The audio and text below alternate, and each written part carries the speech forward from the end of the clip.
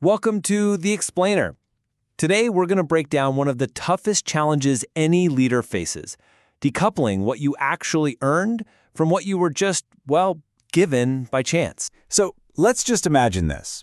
Your latest product launch, it was a massive success. The numbers are through the roof, everyone's high-fiving. But here's the real question, the one that actually matters.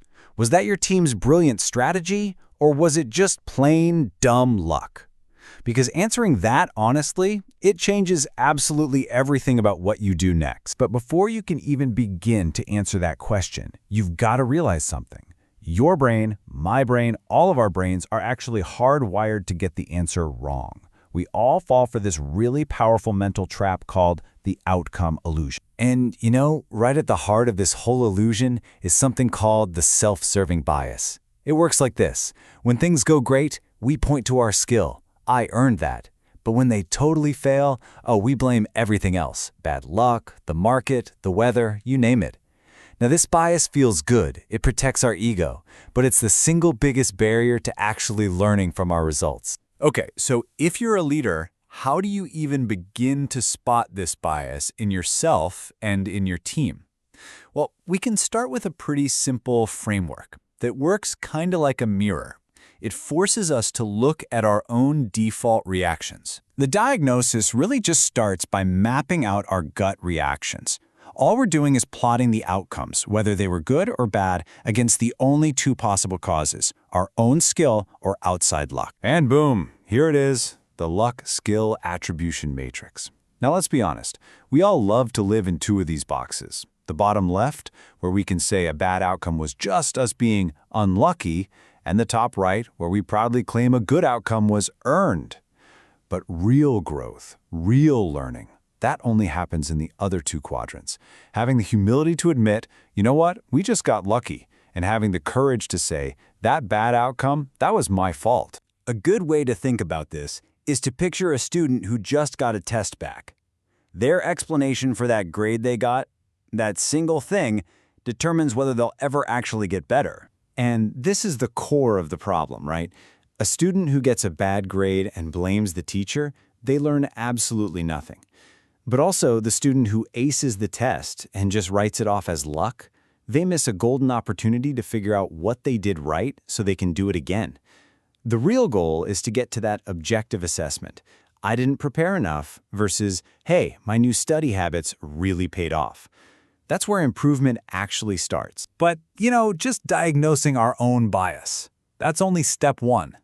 Now we need to level up to a more powerful tool, one that helps us move past our own subjective feelings and start to field objective reality. And this is the outcome fielding matrix. What it does is force a really critical comparison, what we perceive as the cause of an outcome versus what the actual cause really was.